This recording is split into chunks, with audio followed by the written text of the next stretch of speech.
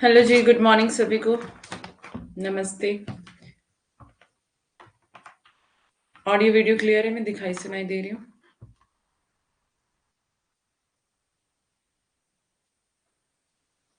अभी ठीक नहीं हुई हूँ आरती, अपना ध्यान रखें। ठीक है। ऑडियो वीडियो बताएं मुझे क्लियर है। कोल्ड और fever.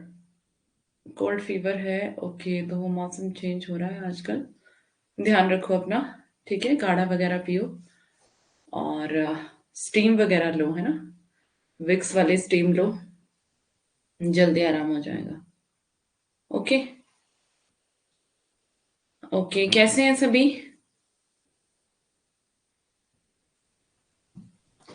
Good morning, good morning, good morning. कैसे हैं? और कैसी चल रही है तैयारी? कल मैंने पीडीएफ अपलोड कर दी थी, पूरी सबने देख ली है? अच्छे हैं। ओके। कैसी चल रही है स्टडी? और क्विज करके कैसा लग रहा है? कल मैं आप लोगों को देख नहीं पाई बिल्कुल भी।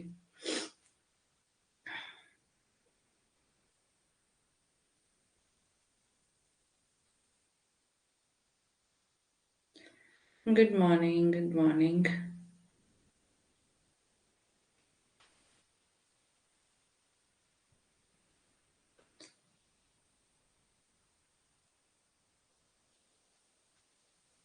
अच्छा लग रहा है, ओके। बहुत अच्छा लग रहा है। किसी को अच्छा लग रहा है, किसी को बहुत अच्छा, ओके। गुड। मैं भी अच्छी हूँ मधु। अच्छा है। Good morning. विनोद भैया की स्टडी सबसे अच्छी चल रही है, अच्छा। ओके।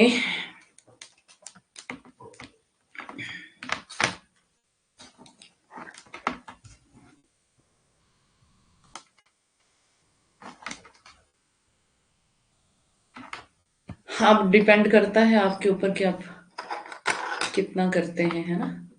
बाकी तो एग्जाम में पता चलेगा, इसलिए।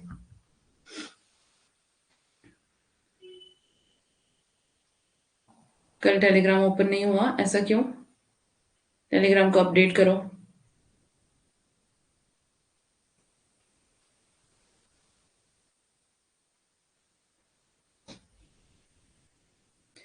जैसी भी है, ठीक ही चल रही है, अच्छा। ओके।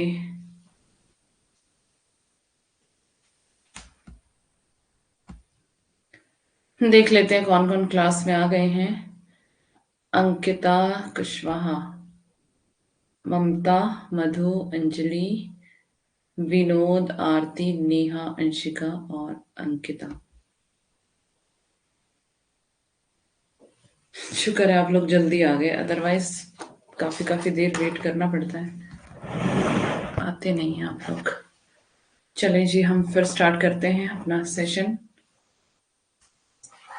किसी ने कुछ पूछना है, कुछ कहना है तो आप बता सकते हैं। डिलीट करने के बाद फिर से लॉगिन करने गई तो नहीं हुआ। अच्छा, तो डिलीट नहीं करना ना, अपडेट करो उसको। डिलीट करने के बाद या फिर लेफ्ट करके दोबारा ज्वाइन करो।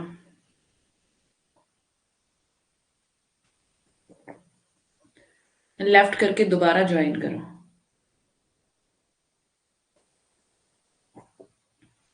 मेरे पास तो टाइम नहीं है क्विज डालने का। विनोद को ड्यूटी दी है। मेरा एग्जाम है, आपको पता है ना। तो इतना टाइम नहीं है कि मैं क्विज डालूं या फिर। विनोद को मैंने ड्यूटी दी है, विनोद के पास सारे क्विज भी भेज दिए हैं।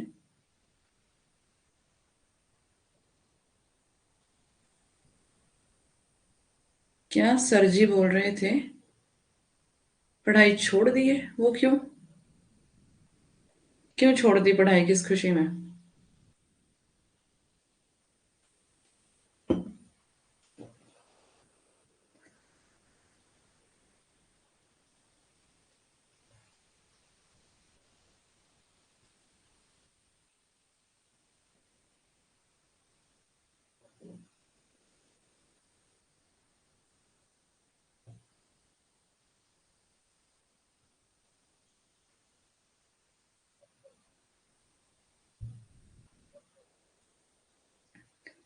अच्छा, समझदार लड़का है ना।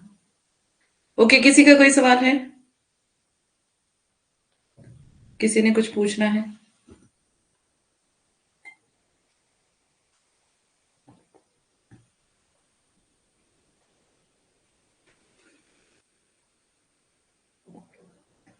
किसी का कोई सवाल?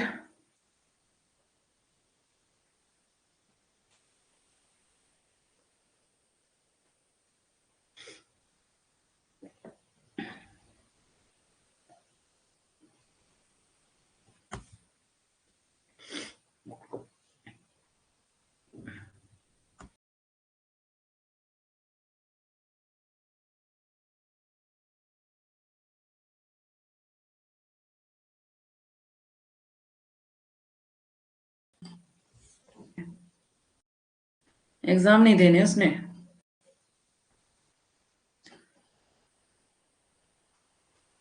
कोर्स खत्म होने का मतलब क्या पढ़ाई छोड़ देनी है? हाँ।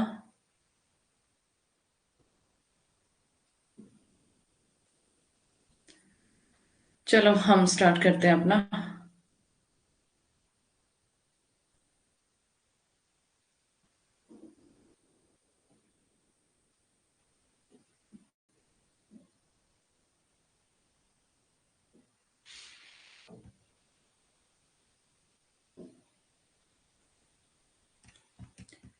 कहाँ पर थे हम? फोर्ट विलियम कॉलेज कल पढ़ा था।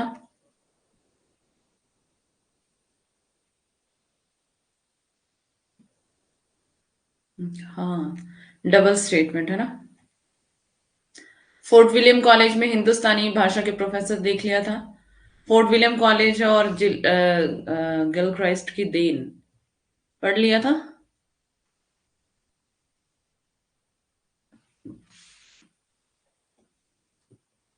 गिल क्राइस्ट ने खड़ी बोली की तीन शैलियां मानी थी, पढ़ लिया था, जिसमें दरबारी शैली, हिंदुस्तानी और हिंदवी थी। बस ये वाली यूनिट है और थर्ड यूनिट है। अब लगभग हो गया हमारा कोर्स ना।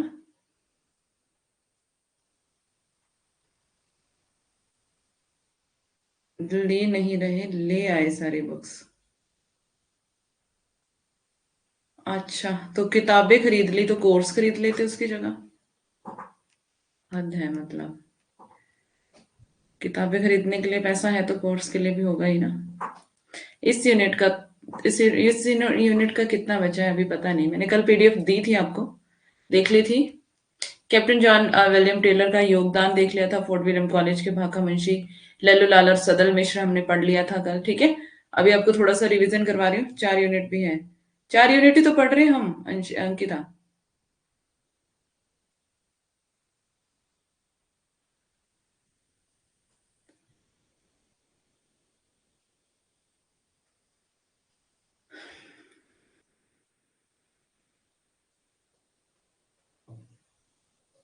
यूनिट फर्स्ट है, वो देख लेंगे, वो मुझे पता है। यूनिट फर्स्ट तो मैं आपको ऐसे करवाऊंगी, उसका मैं आपको कोई पीडीएफ नहीं दूंगी, उसको लिख के आपको थोड़ा समझाऊंगी, ठीक है। वो हो जाएगा, वो तो रिवीजन के साथ भी हो जाएगा। उसमें बहुत इंपॉर्टेंट चीजें हैं, जितने क्वेश्चन आते हैं जो मतलब वो पक्का ही है कि आएंगे ही आएंगे वो क्वेश्चन, है ना, तो वो मैं करवा दूंगी आपको।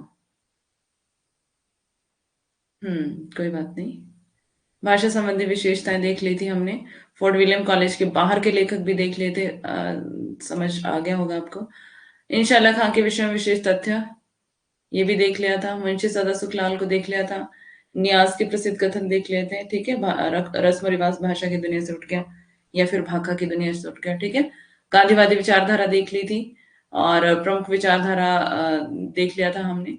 4 प्रकार की विचारधाराएं आपको आपने पढ़ ली थी, सत्य, अहिंसा, सर्वोदय और सत्याग्रह, ठीक है। और आज हमने पढ़ना है रियलिज्म, यथार्थवाद। उससे पहले कल किसी ने मुझे टेलीग्राम पे सवाल भेजा था। कौन था? अंजलि। अंजलि ने शायद सवाल भेजा था मुझे।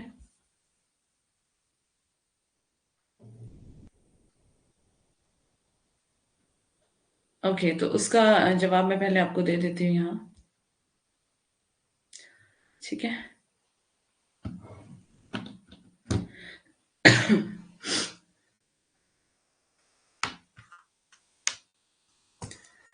अंजलि का सवाल था प्रारंभ और आरंभ में क्या अंतर है ना।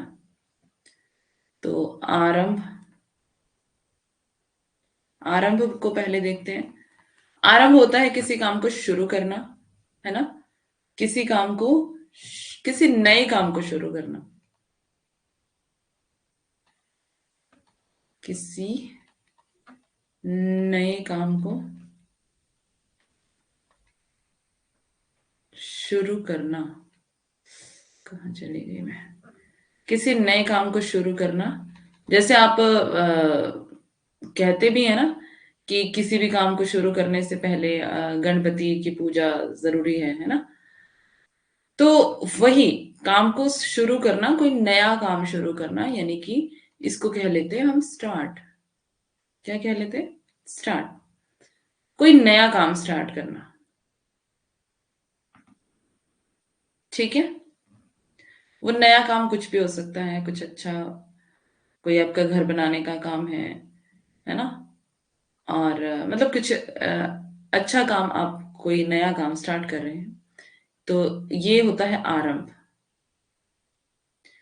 दूसरा होता है प्रारंभ। वैसे तो इसको सब सिमिलर ही मानते हैं, बट ये सिमिलर नहीं है ना। पर्यायवाची के रूप में इसको देखा जाता है, बट इसकी जो मीनिंग है वो थोड़े डिफरेंट है। क्या कह रही है मैम? यूट्यूब पर आपकी और प्रियंका मैम की शॉर्ट वीडियो अच्छी लगी, जेआरएफ की तैयारी के लिए filler form. Okay Madhu, thank you. वो बहुत जल्दी जल्दी में बना ली थी हमने, और बट अभी और बनाएंगे आगे आने वाले दिनों में। अ, प्रारंभ की हम बात कर रहे थे। प्रारंभ जो है ये होता है रीस्टार्ट। का लुक अच्छा लग रहा था, thank you very much. Restart मतलब पुराने काम को या फिर पुराने काम को या पहले से चल रहे काम को, है ना। या पहले से चल रहे काम को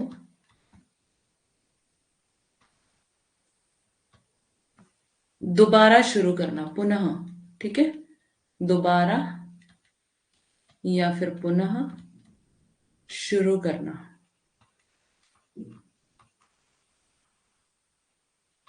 यानी कि इसको कह सकते हैं हम रीस्टार्ट।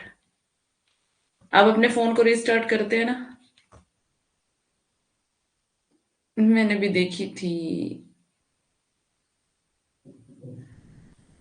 मेरी तो 2 वीडियो है उस पर, 2 वीडियो नहीं देखी मेरी, एक और है। अभी प्रियंका मैम की मेरी और आने वाली है वीडियोस, अभी डाली नहीं है उन्होंने। आए मतलब 3-4 वीडियोस बनाई थी हमने। ओके, अब बताओ मुझे।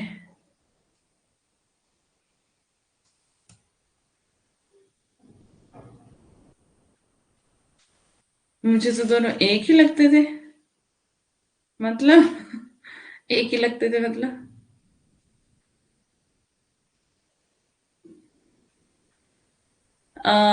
अंजलि, क्लियर हो गया? ठीक है। तो आरंभ, आप ये क्यों पूछ रहे थे मैं समझ गई हूँ। अ, आरंभिक काल और प्रारंभिक काल, है ना। इसीलिए पूछा आपने। मिश्र प्रारंभ, गणपति आरंभ, यही था। मैंने आपको ट्रिक बताई थी ना इसकी। दोनों देखी, लाइक भी की। Okay Madhu, thank you. देखो, आपको इसके लिए ट्रिक बताई थी। मिश्र प्रारंभ, गणपति आरंभ। तो मिश्र बंधु ने क्या किया? प्रारंभिक काल कहा, है ना, आदिकाल को। और गणपति काल ने गणपति चंद्रगुप्त ने आरंभिक काल कहा। ठीक है। मीनिंग आरंभ और प्रारंभ का, अच्छा।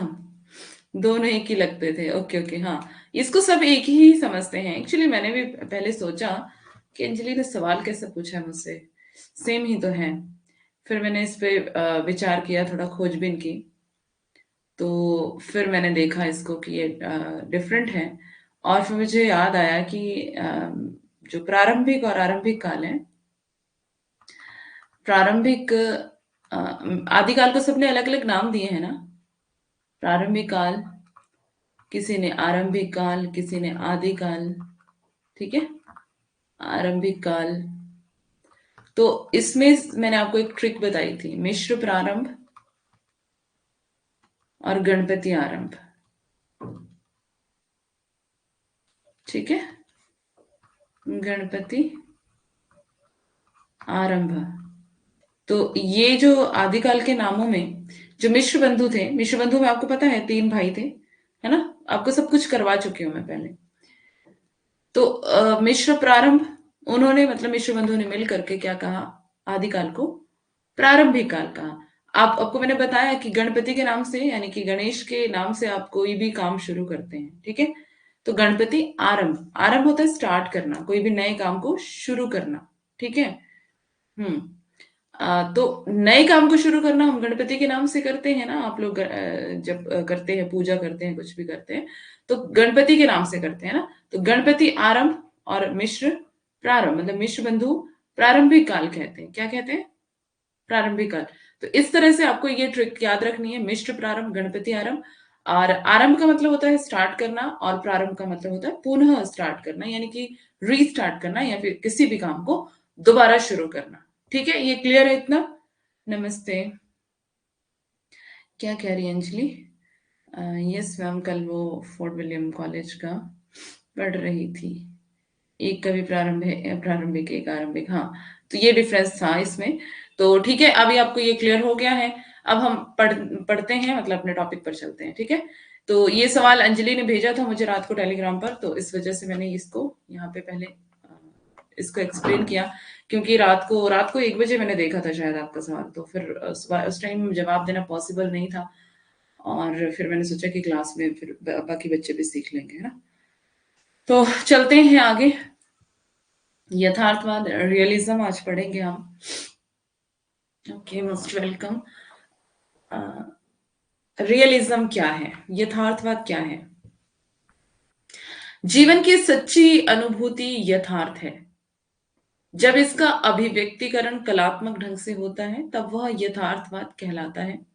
यथार्थवाद अंग्रेजी के रियलिज्म शब्द का हिंदी रूपांतरण है। ठीक है, तो मतलब यथार्थ, रियल, जब कोई चीज होती है, रियल मतलब कि असली, है ना? तो जब कोई चीज रियल है, असली है, यथार्थ में है, मतलब वो, है ना? क्या हुआ अंकिता? क्या हुआ? यह शब्द 2 शब्दों यथा जमा अर्थ के योग से बना है, जिसका अर्थ है जो वस्तु जैसी है उसे उसी रूप में ग्रहण करना, यथार्थ, है ना? तो जैसी जो वस्तु है उसी रूप में ग्रहण करने को क्या कहते हैं? यथार्थवाद। ठीक है, समझ रहे हैं? यहाँ पर मुझे ये बताओ अंकिता को क्या हुआ पहले जल्दी से, उसके बाद यहाँ पे कोई भी बोलेगा नहीं। ठीक है, यहाँ सिर्फ मैं बोलूंगी।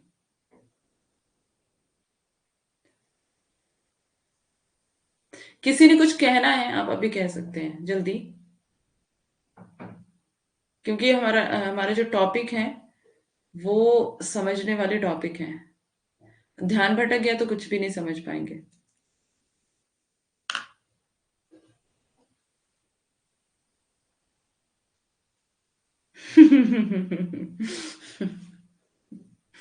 नमस्ते देख के शॉक्ड हो? अच्छा, आपको लगा था सर तो क्लास में नहीं आएंगे आपके, है ना?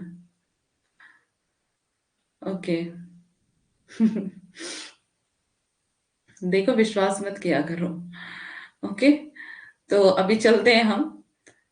हो गया, किसी ने कुछ कहना है? और किसी ने कुछ कहना है? अभी कह सकते हैं, आपको टाइम दे रही हूँ। इसके बाद कॉपी पेन आपके हाथ में, और उंगली आपके मुंह पे होनी चाहिए। मुंह पे मतलब होठों पे।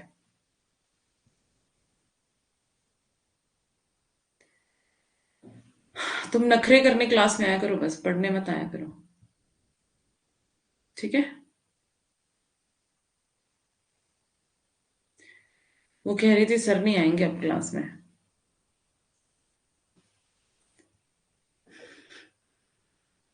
वो विश्वास कर लेती है ना। बस हो गया, स्टार्ट करें आप।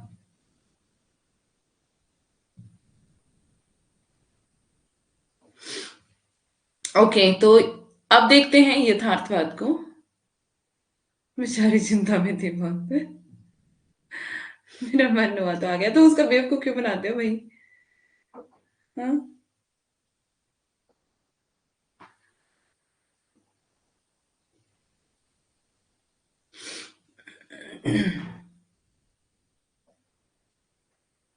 जो वस्तु जैसी है उसे उसी रूप में ग्रहण करना यथार्थवाद है।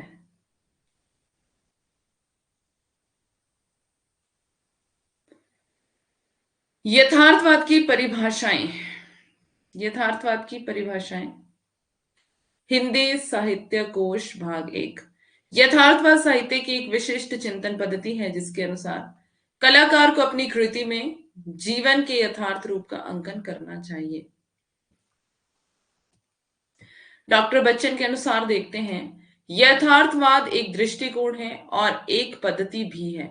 जहां तक दृष्टिकोण का संबंध है, यह रोमांटिसिज्म, मिथकवाद और काल्पनिकता के विरुद्ध पड़ता है।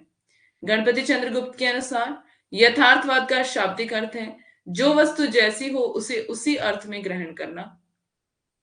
दर्शन, मनोविज्ञान, सौंदर्य शास्त्र, कला एवं साहित्य के क्षेत्र में वह विशेष दृष्टिकोण जो सूक्ष्म कि स्थूल को काल्पनिक की अपेक्षा, वास्तविक को भविष्य की अपेक्षा, वर्तमान को सुंदर के स्थान पर कुरूप को,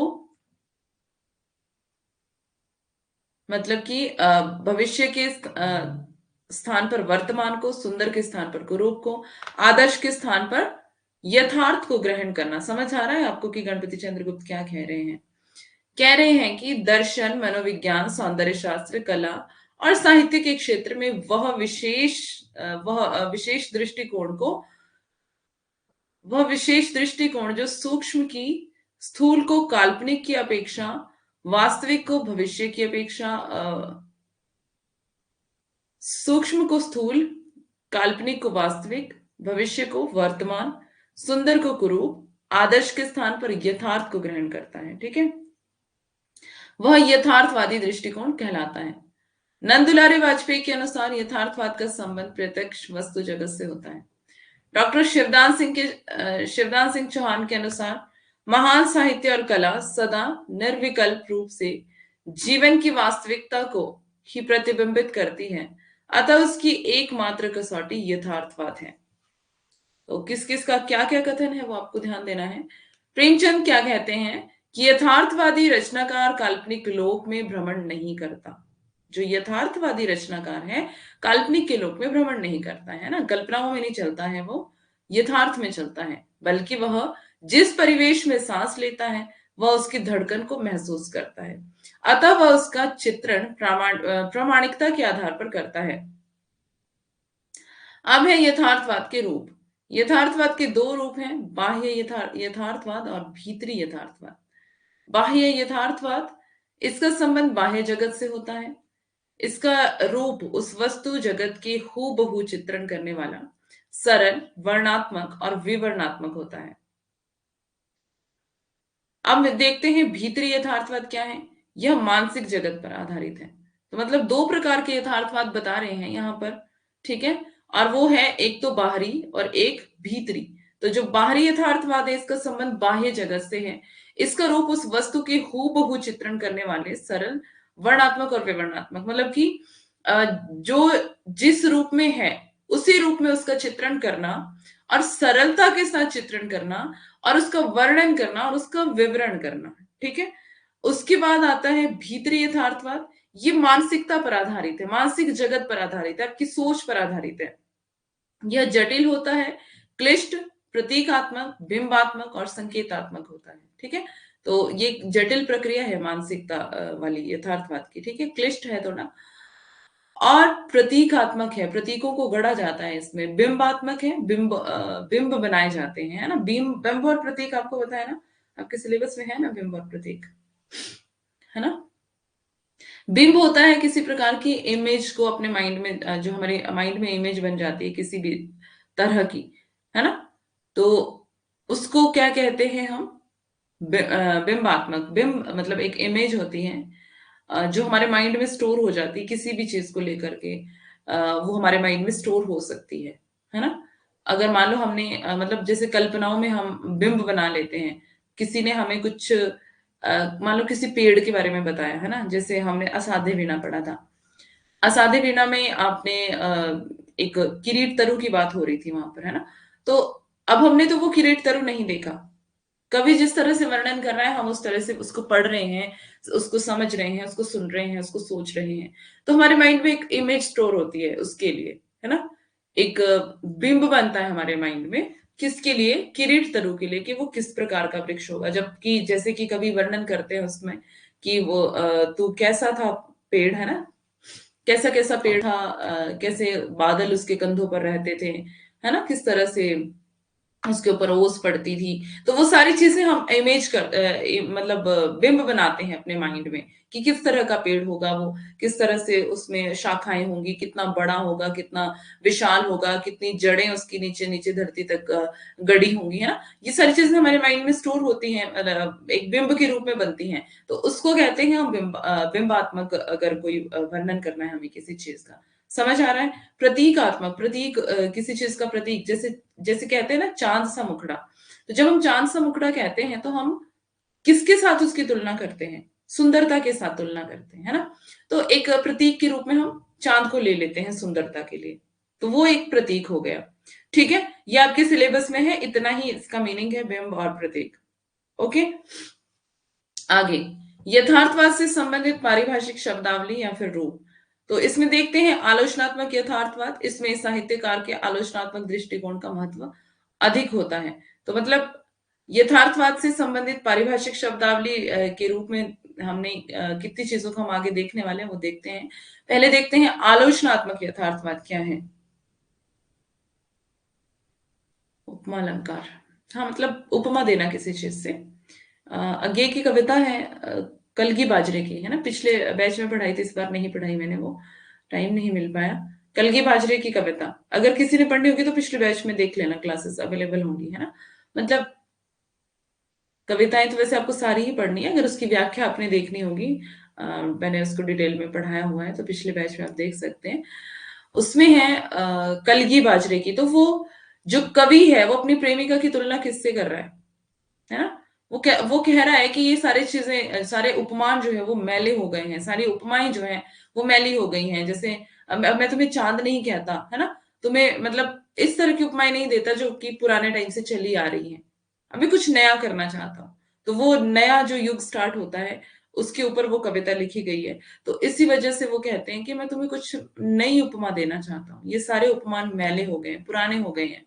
ठीक है, तो ऐसे एक नए युग की शुरुआत होती है। तो आगे देखते हैं आलोचनात्मक यथार्थवाद क्या है। इसमें साहित्यकार के आलोचनात्मक दृष्टिकोण का महत्व अधिक होता है। जो साहित्यकार है, साहित्य लिखने वाला है, आलोचनात्मक दृष्टिकोण का महत्व अधिक होता है उनके, मतलब साहित्यकार के, है ना। वो क्या करता है साहित्यकार? आलोचनात्मक रीति से वो किसी चीज को देखता है, फिर उसके गुणों को देखता है, उसके दोषों को देखता है, कि कौन सी इसमें अच्छी बातें पाई जाती हैं, कौन सी इसमें बुरी बातें पाई जाती है। घटक विसंगतियों का निषेधात्मक और व्यंग्यात्मक दृष्टिकोण और प्रेरणादायक जीवन मूल्य आलोचनात्मक यथार्थवाद के तत्व है। उसके बाद आते हैं सामाजिक यथार्थवाद में। इसमें साहित्यकार का समाजवादी दृष्टिकोण अभिव्यक्त होता है। कौन सा दृष्टिकोण अभिव्यक्त होता है? समाजवादी। साहित्यकार शोषित वर्ग की जीत के लिए अनुकूल वर्ग संघर्ष पर बल देता है। तो मतलब एक तो होता है शोषक वर्ग और एक होता है शोषित। अब क्या फर्क है इसमें? शोषक वो होता है जो शोषण करने वाला होता है, दूसरों को दबाना, परेशान करना, है ना। पिछले बैच की हम शो नहीं होती, क्लास नहीं होती, अच्छा ओके। तो शोषित वर्ग जो है, जिसका शोषण किया जा रहा है उसको शोषित वर्ग कहते हैं, है ना। तो जिसको दबाया जा रहा है, जिसका शोषण किया जा रहा है ना, जिसको तंग किया जा रहा है, परेशान किया जा रहा है, उस वर्ग की बात कर रहे हैं कि उस वर्ग के प्रति जो साहित्यकार है उसकी क्या होती है, सहानुभूति रहती है। तो उसकी जीत के लिए वो क्या करता है, अनुकूल वर्ग संघर्ष पर बल देता है, जीवन मूल्यों का साहित्य में चित्रण करता है। निराला की रचना में सामाजिक यथार्थवाद के प्रभावी चित्र देखे जा सकते हैं। तो निराला की रचनाएं आपने देखी है, राम की शक्ति पूजा। राम की शक्ति पूजा भी मैंने पढ़ाई थी, इस बैच में नहीं पढ़ाई है वो भी। तो वैसे आपको स्टोरी तो पता ही है उसकी, उतना ही है उसमें कि क्या होता है। राम और रावण का युद्ध होता है ना, राम और रावण का युद्ध है। और जब दोनों में युद्ध चल रहा है तो क्या हो रहा है, लगातार लगातार जो है विजय किसकी हो रही है, रावण की विजय हो रही है। क्यों विजय रावण की हो रही है? क्योंकि शक्ति जो है रावण के फेवर में है ना। तो इसीलिए वो कहते हैं, राम उसमें मतलब कथन किसका है, वैसे तो निराला जी का है, बट राम के माध्यम से उन्होंने कहलवाया है अन्याय जिधर है उधर शक्ति। मतलब कि जिस जहां जहां अन्याय है वहां उसकी, मतलब जहां पर अन्याय है शक्ति उसकी तरफ है। यानी कि अन्याय कौन कर रहा है, रावण। तो रावण की तरफ है देवी दुर्गा, है ना। दुर्गा की बात करी है उसमें, शक्ति, शक्ति मतलब दुर्गा। तो वो बोल रहे हैं कि उसकी तरफ है, रावण की तरफ है, क्योंकि रावण दुष्ट है। रावण रावण जो है वो अन्यायी है, फिर भी शक्ति उसकी तरफ है ना। तो राम को क्या दिया जाता है, एडवाइस दी जाती है। ये मैंने इसके इंपॉर्टेंट पॉइंट्स आपको करवाए हुए हैं, कौन एडवाइस देता है, कैसे देता है, ये सब आपको पढ़ा दिया है मैंने, ठीक है। उसके इंपॉर्टेंट पॉइंट्स आपको करवा दिए हैं। कविता भले ही नहीं पढ़ाई होगी मैंने, लेकिन आपको उसकी पूरी स्टोरी सब कुछ समझाया हुआ है, ठीक है। तो क्या बता रहे हैं कि जब उनको एडवाइस किया जाता है, राम को कहा जाता है कि क्या करना है आपको, क्या करो आप शक्ति की पूजा करो, शक्ति की करो मौलिक कल्पना, है ना। कि तुम खुद शक्ति की पूजा करो ताकि शक्ति तुम्हारे फेवर में हो जाए। तो जब तुम शक्ति की पूजा करोगे तो शक्ति तुम्हारे फेवर में हो जाएगी, तुम जीत जाओगे और रावण हार जाएगा। तो क्या होता है, ऐसा ही करने का डिसीजन लेते हैं राम, है ना। ऐसा ही करने का निर्णय लेते हैं कि ठीक है, मैं देवी की पूजा करूंगा, मैं देवी को अपने फेवर में करने के लिए बलिदान करूंगा। तो वो बैठ जाते हैं पूरा साधना में, और साधना में 108 कमल चढ़ाने होते हैं देवी को, 108 कमल, है ना। कमल मतलब कमल के फूल, ठीक है। तो क्या होता है कि वो 107 चढ़ा चुके होते हैं, बस एक ही बचता है और उनकी साधना पूरी हो जाती अगर वो एक फूल और चढ़ा लेते। बट होता क्या है कि देवी आती है परीक्षा करने के लिए, और वो जो एक फूल होता है वो उठा करके ले जाती है, और साधना रह गई अधूरी। अब राम फिर चिंता में है कि मैं अब कैसे इसको पूरा करूं कि मेरी साधना पूरी हो जाए, देवी प्रसन्न हो जाए मुझसे और वो मेरे फेवर में हो जाए। तो वो क्या करता है, मतलब पहले परेशानी होती है, जैसे एक इंसान को परेशानी होती है उसी तरह से परेशानी होती है, लेकिन बाद में याद आता है कि मेरी माँ मुझे बचपन में राजीव नयन पुकारती थी। क्या पुकारती थी, राजीव नयन, है ना। तो राजीव का मतलब भी कमल ही होता है।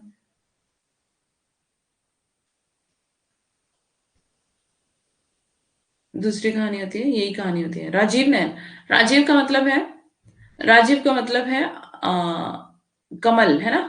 तो उनको याद आता है कि मेरी माँ तो मुझे बचपन में राजीव नयन नयन कहती थी, तो क्यों ना मैं अपनी आंख को ही चढ़ा दूं कमल के रूप में।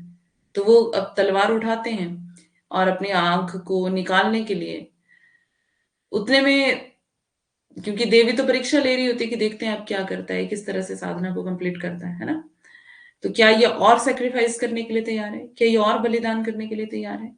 तो जैसे ही वो अपनी आंख को चढ़ाने के लिए डिसीजन लेते हैं, उतने में देवी प्रकट हो जाती है और क्या कहती है, होगी जय हे पुरुषोत्तम नवीन, है ना। और ये कहते कहते शक्ति राम के बदन में हो गई लीन, ठीक है। ये वाली पंक्तियां होगी जय इंपॉर्टेंट पंक्तियां हैं ये राम की शक्ति पूजा की, ठीक है। अभी पंक्तियां करवाऊंगी रिवीजन में।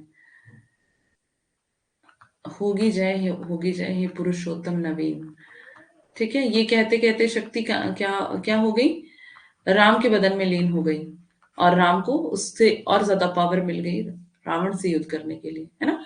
तो ये बता रहे हैं कि जो समाजवादी दृष्टिकोण की यहाँ पर बात कर रहे हैं कि निराला की रचनाओं में आप ये समाजवादी यथार्थवाद के प्रभावी चित्र देख सकते हैं, है ना। तो शोषित वर्ग है और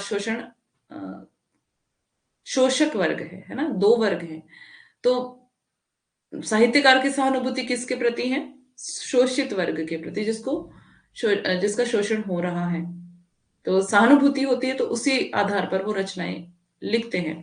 उसके बाद आते हैं जी प्रकृत रूपी यथार्थवाद पर। इस यथार्थवाद के प्रवर्तक एमिली जोला डार्विन है। इन्होंने प्राकृत रूपी यथार्थवाद पर बल दिया है।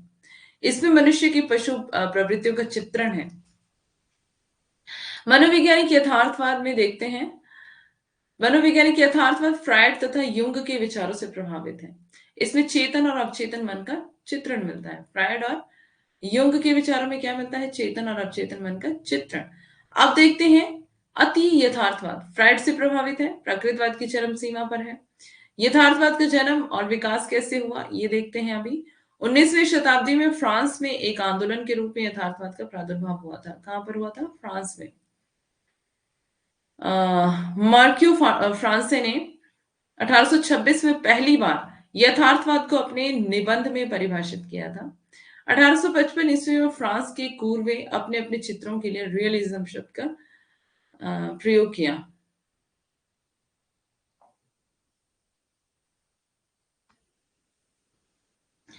फ्लावियर द्वारा रचित मादाम मादाम बावेरी, यानी मादाम मतलब मैडम बावेरी के उपन्यास को प्रथम उपन्यास माना जाता है।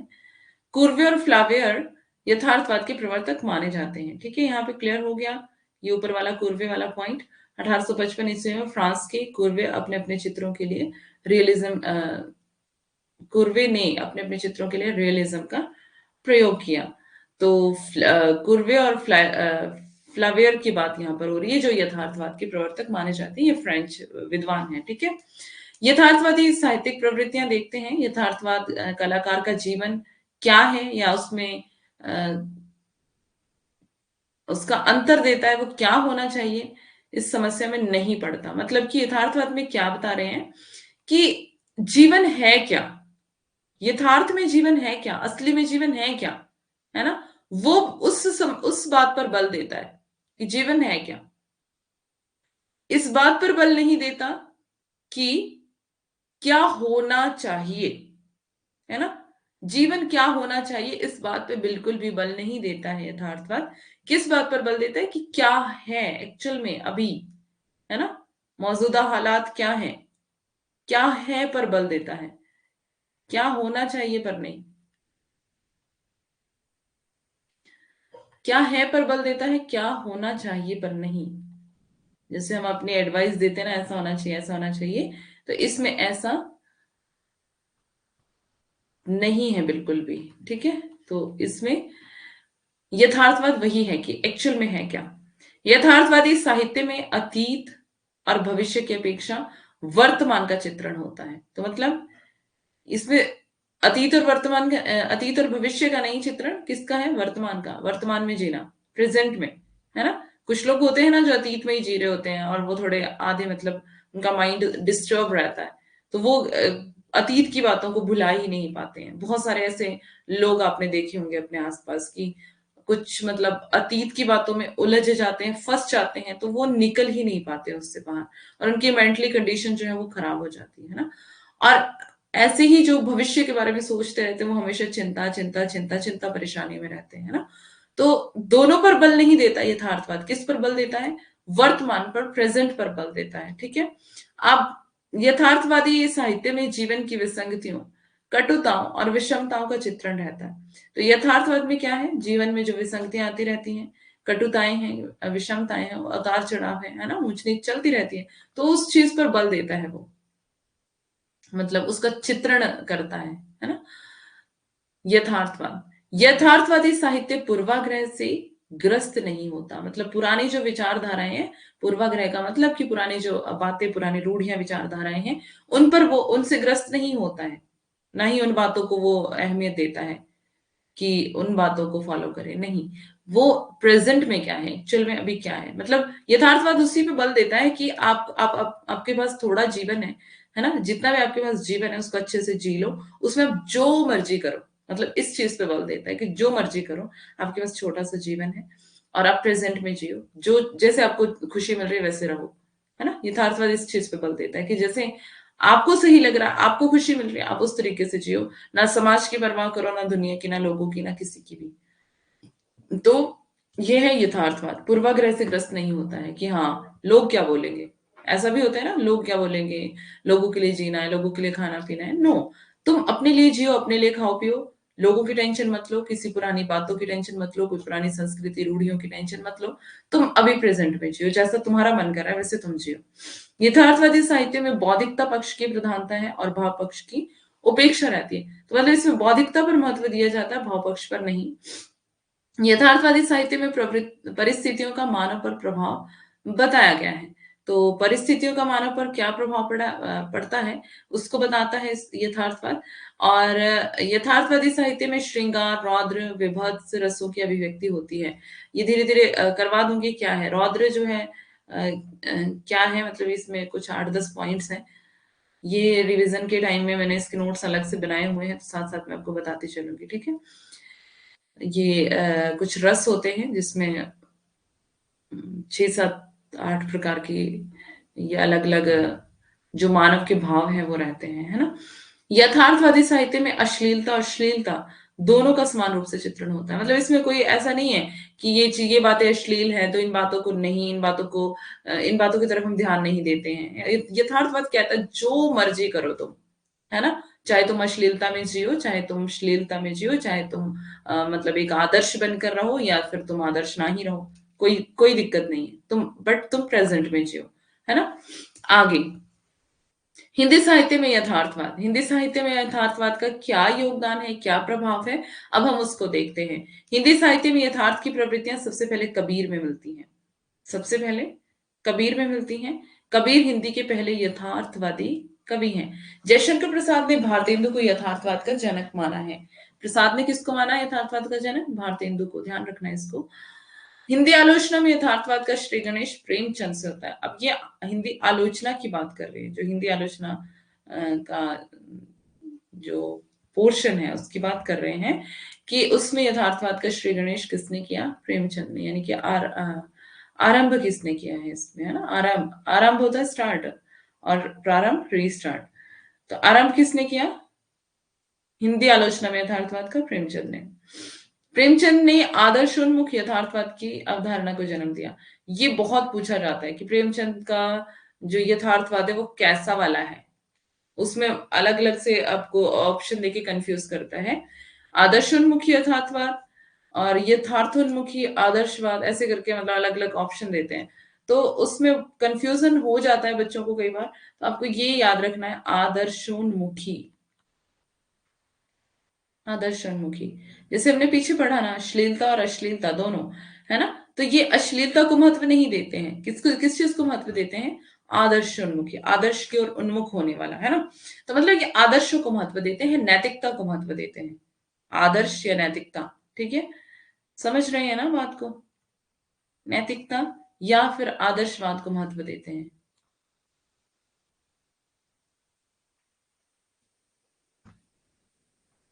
कौन देते हैं? प्रेमचंद। तो यथार्थोन्मुखी आदर्शवाद, ऐसे करके अलग अलग से आपको ऑप्शन देके कंफ्यूज कर सकते हैं। प्रेमचंद के लिए तो प्रेमचंद का आदर्शवाद पूछा जाता है, प्रेमचंद का यथार्थवाद पूछा जाता है। तो आदर्शोन्मुखी यथार्थवाद है प्रेमचंद का जो, ठीक है, जो प्रेमचंद की अवधारणा है। इसको आपको ध्यान रखना है। बच्चन सिंह के अनुसार हिंदी में आलोचनात्मक यथार्थवाद और सामाजिक यथार्थवाद का प्रयोग 1950 के आसपास हुआ था। बच्चन सिंह के अनुसार ये समय बताया गया है। उसके बाद यथार्थवाद के दोष भी हैं, तो दोषों के बारे में हम बात कर लेते हैं। यथार्थवाद के नाम पर निकृष्ट साहित्य परोसा गया। यथार्थवाद के नाम पर निकृष्ट साहित्य परोसा गया, है ना, जिसकी मतलब अ, जो मतलब बुरा हो, है ना, अवहेलना करने वाला टाइप, मतलब बुरा हो जो निकृष्ट, ठीक है। तो उसको बता रहे कि यथार्थवाद के नाम पर, मतलब नाम यथार्थवाद दिया लेकिन एक निकृष्ट साहित्य परोसा गया। भोग लिप्सा और कामासक्ति का वर्णन अधिक हुआ है, जो हमने अभी पीछे देख ही लिया, है ना। जो भोग विलास की बात कर रहे हैं और बता रहे हैं कि उसको ज्यादा महत्व दिया हुआ है ना, किसमें? यथार्थवाद में। एकांकिकता, जीवन के बुरे पक्ष का चित्रण हुआ है इसमें। मतलब एकांकिकता मतलब कि एकांकी मतलब कि एक अलग से जो वर्णन किया गया है वो ज्यादातर बुरे पक्ष का ही वर्णन हुआ है, जीवन के बुरे पक्षों का चित्रण। तो ये इसके कुछ दोष हैं जो कि आपको पता होने चाहिए। उसके बाद रामस्वरूप चतुर्वेदी के शब्दों में अगर हम देखें तो क्या कहते हैं कि यथार्थवादी कलाकार जीवन के सुंदर अंश को छोड़कर असुंदर अंश का अंकन करना चाहता है। तो वो सुंदर अंश को तो छोड़ देता है पर असुंदर को अंकित कर देता है। इस यह एक प्रकार का पूर्वाग्रह है। कहते तो हैं कि हमने पूर्वाग्रह से हमने छुटकारा पा लिया है, पूर्वाग्रह पे विश्वास नहीं करते हैं, पर रामस्वरूप चतुर्वेदी के अनुसार ये भी एक प्रकार का पूर्वाग्रह है। ठीक है, कि सुंदर को छोड़कर असुंदर को व्यक्त करना। उसके बाद आते हैं यथार्थवाद के गुण। जीवन की वास्तविकता का बोध होना। गुण क्या है कि जीवन को वास्तविकता से जोड़ना या फिर जीवन में वास्तविकता का बोध कर लेना। और सामयिक समस्याओं का चित्रण कि उस समय में क्या समस्याएं हैं। सामयिक समस्याओं का चित्रण तभी हो सकता है जब वर्तमान में व्यक्ति जिएगा। शोषकों के प्रति घृणा और आक्रोश का भाव भी है इसमें, है ना। और शोषितों के प्रति करुणा का भाव है और मानवतावाद है। ठीक है, तो ये इसके गुण और दोष हैं जो ध्यान रखने रखने हैं आपको। उसके बाद नामवर सिंह क्या कहते हैं। नामवर सिंह के शब्दों में यथार्थवाद का साहित्यिक एवं ऐतिहासिक महत्व है। इसने सुधारवादी दृष्टिकोण को स्थित किया है। तो ये नामवर जी कहते हैं कि सुधारवादी दृष्टिकोण स्थित हुआ है किससे, यथार्थवाद से। उसके बाद था पाश्चात्य यथार्थवादी साहित्यकार। पाश्चात्य में किस किस का नाम आता है, गॉनकोट, फ्लाबियर, एमिली जोला और मोयांसा, फ्रायड, यूंग, एडलर।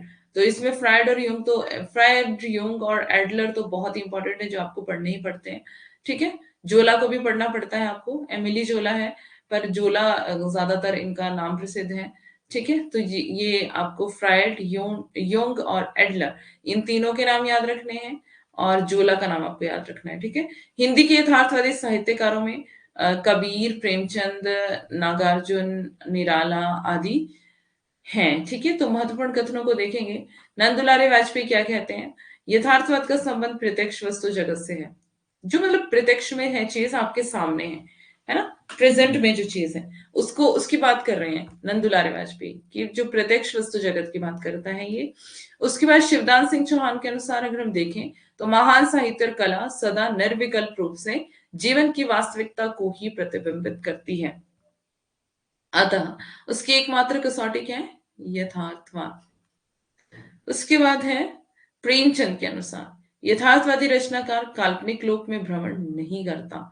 और प्रेमचंद क्या कह रहे हैं, ये हमने पीछे भी देखा था ना, काल्पनिक लोक को भ्रमण नहीं करता है, कल्पनाओं में नहीं जीता है। वह जिस परिवेश में सांस लेता है उसकी धड़कन को महसूस करता है। अतः उसका चित्र प्रामाणिकता के आधार पर करता है। कल्पनाओं में नहीं जीता, रियलिज्म है ना, रियलिटी में जीता है। तो रियलिज्म क्लियर हो गया सबको। अब चलते हैं हम किस पर, आधुनिकतावाद पर। मॉडर्निज्म क्या है, आधुनिकतावाद। आधुनिकतावाद शब्द अंग्रेजी के मॉडर्निज्म का हिंदी रूपांतर है। इसका अर्थ होता है अनुपयोगी परंपराओं का त्याग, जिनका जिन जिन परंपराओं का उपयोग नहीं हमारे जीवन में, मतलब जो जरूरी नहीं है, उनको त्याग कर देना एवं इहलौकिक दृष्टिकोण के इसी लोक के दृष्टिकोण को अपनाना, ना कि दूसरे लोक में पहुंच जाना, है ना। जो चीज मतलब हमने नहीं देखी है, मॉडर्निज्म का मतलब तो वही है, जो चीज हमने नहीं देखी उस पर कोई विश्वास नहीं करना। आधुनिकता में जियो, है ना, मॉडर्न बनो, कहते हैं ना मॉडर्न बनो। तो मतलब वही कि आधुनिकता में जियो, हमें कोई पता नहीं है दूसरे लोग का, हमें सिर्फ इसी लोग का पता है जिसमें हम जी रहे हैं।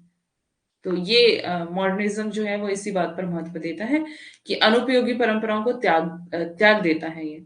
अब परिभाषाएं देखते हैं इसके विषय में। हिंदी साहित्य कोश भाग 1 में क्या लिखा है, सामान्य प्रयोग में आधुनिक शब्द को बहुत दूर तक समय सापेक्ष मान लिया जाता है।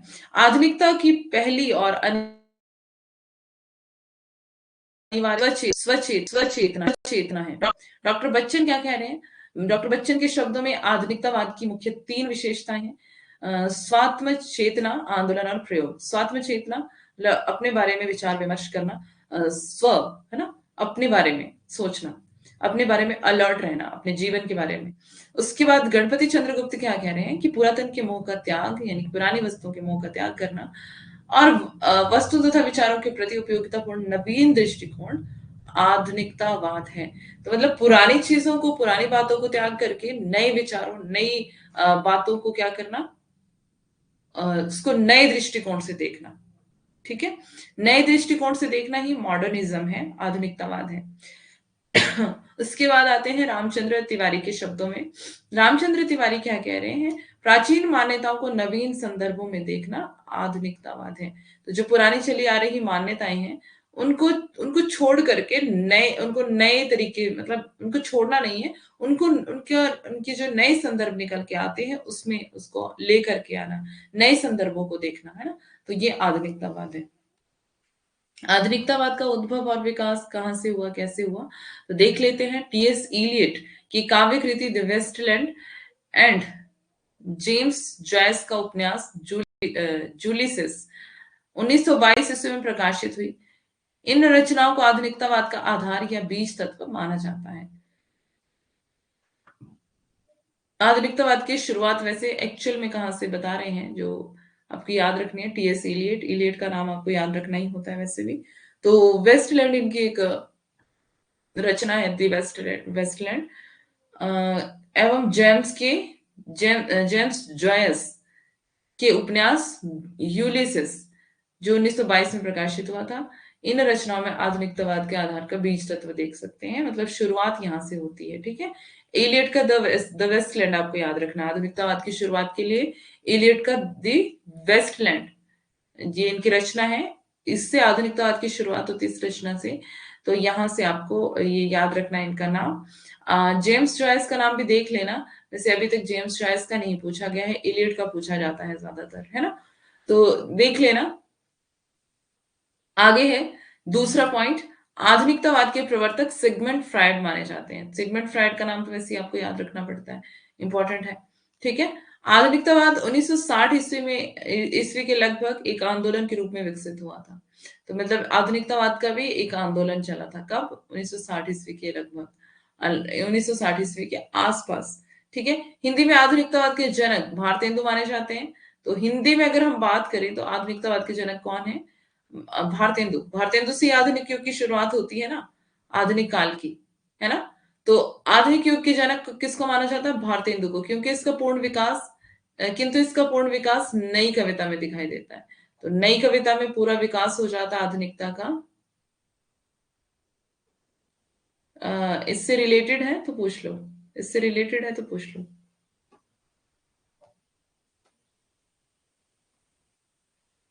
तो इसका पूर्ण विकास कहां पर दिखाई देता है? नई कविता में। भारतेंदु से शुरुआत हो रही है आधुनिकता की, लेकिन किसी भी चीज की अगर शुरुआत होती है तो वो एकदम से नहीं शुरू हो जाती है। मैंने आपको बहुत बार बताया कि किसी भी चीज की शुरुआत होती है तो एकदम से नहीं होती, झटके में नहीं हो जाती है, थोड़ा थोड़ा थोड़ा थोड़ा टाइम लगता है ना। तो टाइम लगता है, धीरे धीरे धीरे धीरे करके बात बढ़ जाती है ना। आपने दूसरी है, अच्छा टॉपिक से रिलेटेड नहीं है, बस हम खत्म करने वाले क्लास को, फिर पूछ लेना, है ना।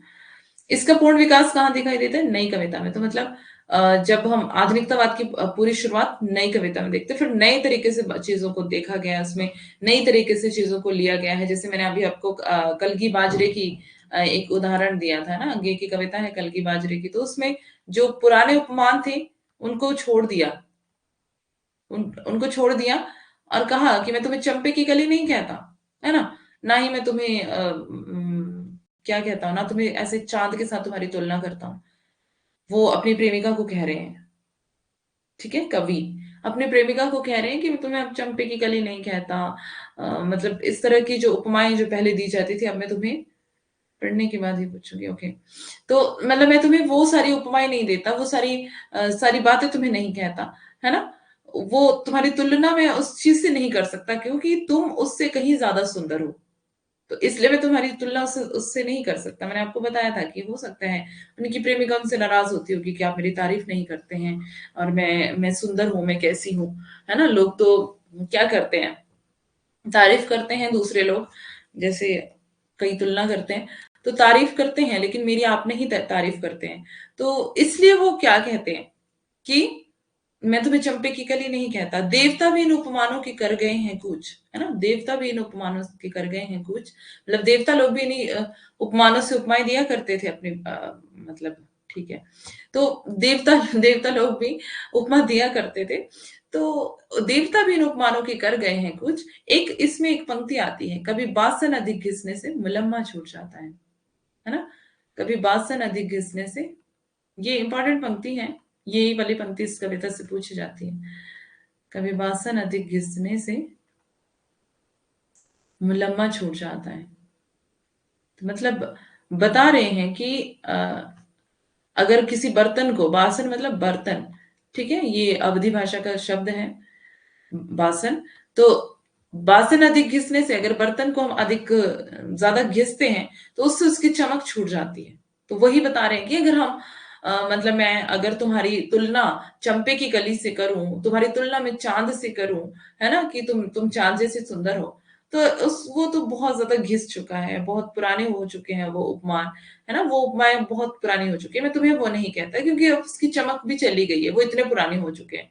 अब मुझे क्या करना है? अब तुम्हें कुछ नई उपमाएं देनी है, कुछ नयापन दिखाना है। तो वो नयापन जो है वो नई कविता में दिखाई देता है, ठीक है। तो नई कविता की बात यहाँ पे करें, मतलब नई कविता से ही जोड़ा जाता है उसको, उस कविता को। तो नई कविता में दिखाई देता आधुनिकतावाद, है ना, मॉडर्निज्म की हम बात कर रहे हैं, तो इसको मैंने इसीलिए इसके साथ अटैच किया है। तो ये बता रहे हैं कि भारतेंदु युग से हो गई है आधुनिकतावाद की शुरुआत, मॉडर्निज्म की शुरुआत। क्योंकि आधुनिक काल जब हम पढ़ते हैं तो हम भारतेंदु को ही सबसे पहले उसमें पढ़ते हैं, तो भारतेंदु युग सबसे पहले आता है आधुनिक काल में। बट किसी भी चीज की अगर हम, कोई भी चीज अगर उसका पूरा विकास होता है तो एकदम से नहीं होता, धीरे धीरे होता है ना।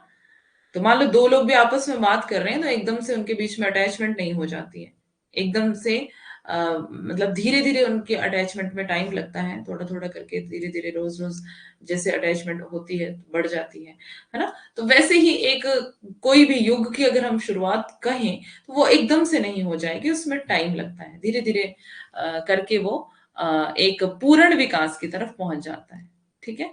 तो इसको पूरा कर लेते हैं, उत्तर आधुनिकतावाद को बाद में देखेंगे, मतलब शाम की क्लास में। आधुनिकतावाद को पूरा कर लेते हैं। आधुनिकतावाद की मान्यताएं, विशेषताएं क्या है? आधुनिकतावाद में आत्मबोध, व्यक्तिकता, आत्मपरकता का भाव प्रमुख है। इस भाव के कारण ही साहित्य में विसंगतियों, अकेलेपन, संत्रास, पीड़ा, अजनबीपन आदि की अभिव्यक्ति हुई है। तो ये सारी चीजें जो है इसमें दिखाई गई है, इस भाव में, आधुनिकतावाद के भाव में विसंगतियां हैं, अकेलापन है। आपको पता है जो मतलब हम जब आधुनिक चीजों को देखते हैं तो मतलब यही चीजें हम पाते हैं कि अकेलापन है लोगों में, विसंगतियां हैं, लड़ाई है, संत्रास है, पीड़ा है, अजनबी, मतलब दो लोग एक ही कमरे में रह करके अजनबियों की तरह रहते हैं।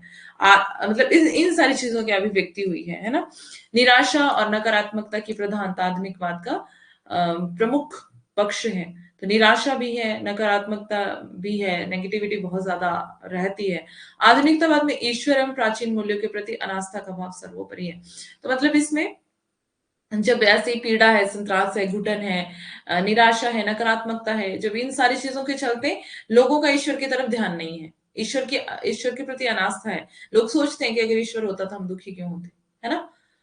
आगे है आधुनिकतावाद ऐतिहासिक, सामाजिक, धार्मिक, वैचारिक, प्राकृतिक, यौन दमन आदि को स्वीकार नहीं करता है। आधुनिकतावाद ये इन सारी चीजों को कौन स्वीकार करता है? जो हमने पीछे पढ़ा अभी, है ना। क्या पढ़ा था पीछे? यथार्थवाद स्वीकार करता है इन सारी चीजों को। आधुनिकतावाद साहित्य के मूल में मनुष्य है। आधुनिकतावाद के साहित्य में कौन है? उसके उसके मूल में कौन है? मनुष्य है। आधुनिकतावाद में समाज के स्थान पर व्यक्ति को महत्व दिया गया है, मतलब समाज को महत्व नहीं दिया गया है। हमने एक एक कविता है आपके सिलेबस में दीपक वाली, क्या है वो? इसको भी पंक्ति को दे दो।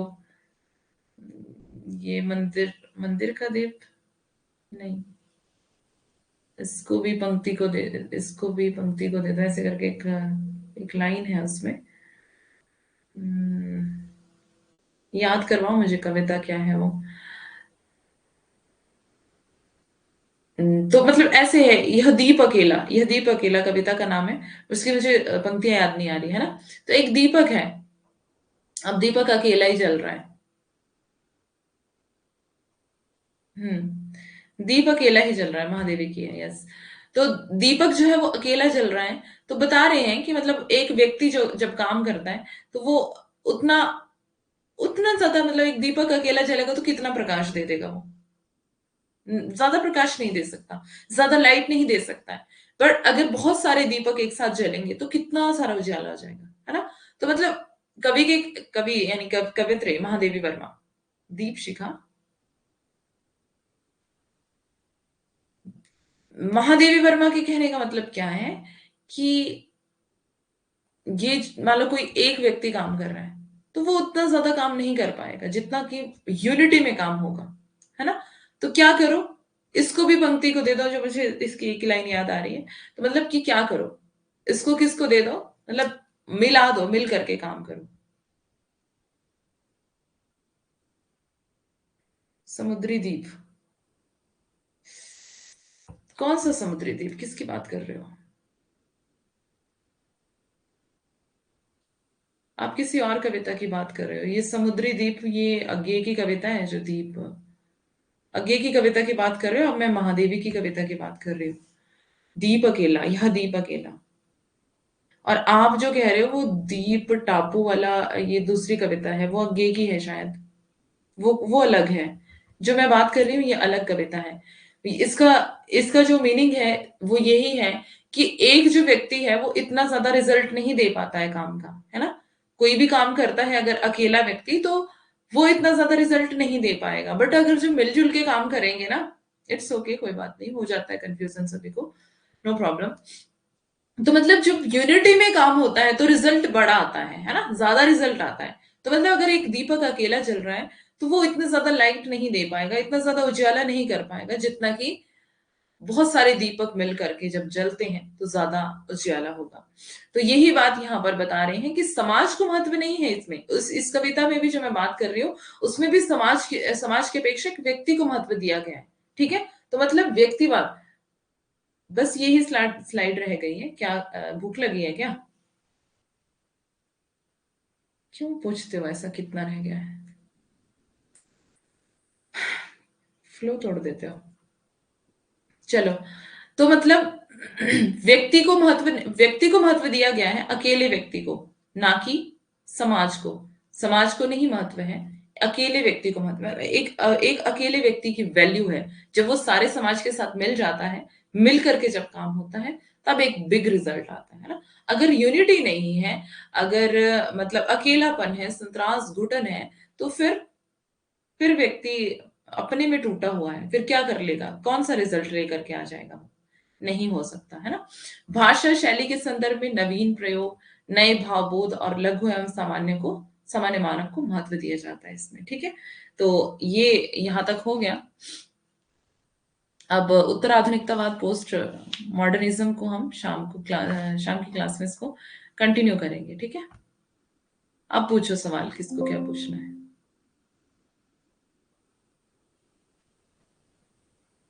पूछिए, या लिख के समझाने वाला है या फिर? मैम मेरे दी एमपी से हैं और उन्होंने एमपी में ही पढ़ाई की है और उनको वोकेशनल टीचर की सरकारी जॉब है। उनकी शादी नागपुर में हो रही है तो उनका ट्रांसफर हो जाएगा।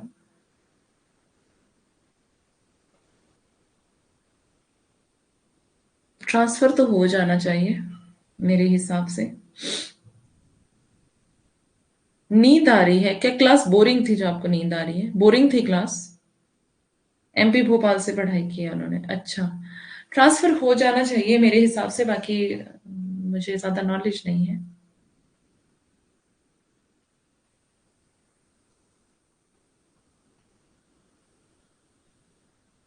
हो तो जाता है ट्रांसफर वैसे। तो जी कौन कौन रह गए हैं लास्ट तक एक बार देख लेते हैं। अंकिता, ममता, अंजलि, विनोद, नेहा, अंशिका, अंकिता, एसएस, श्वेता, नंदू, आरती, पूनम, सभी हैं मतलब। ठीक है, कुछ बच्चे आज नहीं है क्लास में। पैसे दे के हो जाता है? अरे, पैसे देने की क्या जरूरत है?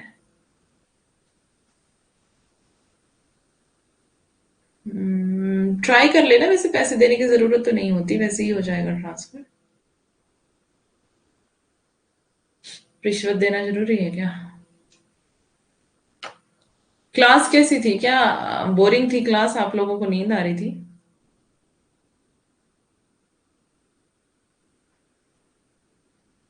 उनको कुछ नहीं समझ आ रहा है तो कहीं से पता कर लो ना। क्लास तो बहुत अच्छी थी मैम, आपकी भी बोरिंग नहीं होती। एक्चुअली मैं अभी तक सोई नहीं। तुमने फिर से आगना शुरू कर दिया क्या लड़की? फिर हेल्थ खराब कर लोगी एग्जाम के टाइम में।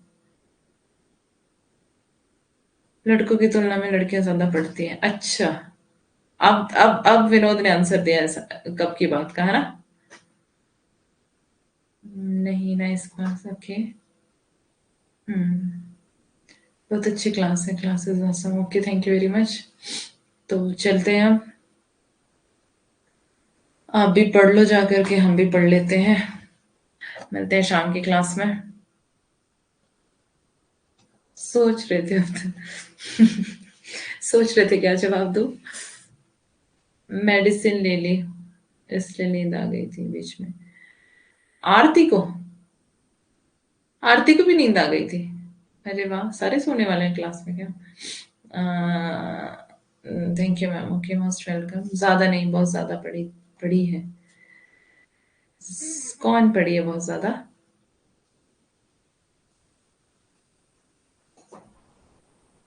उपन्यास की पीडीएफ नहीं डाली पूनम, हम भी डाल दूंगी।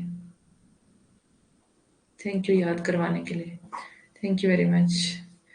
तबीयत ठीक नहीं है, अच्छा आरती की तबीयत ठीक नहीं है। अच्छा, आपने तो बताया था क्लास के शुरू में कि आपकी तबीयत ठीक नहीं है। आप मेडिसिन लेकर के सो जाओ, ठीक है? थोड़ा रेस्ट कर लो और स्टीम वगैरह ले करके काढ़ा पी लो। फिर जल्दी से अपने आप को ठीक कर लो। यूनिट 4 की डाल दी है, कल डाल दी थी मैंने। हाँ, मैं भी डाल दूंगी। अंशिका, टाइम नहीं बचा रेस्ट करने का यार।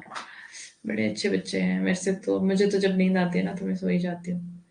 प्रिंट निकालना है, ओके।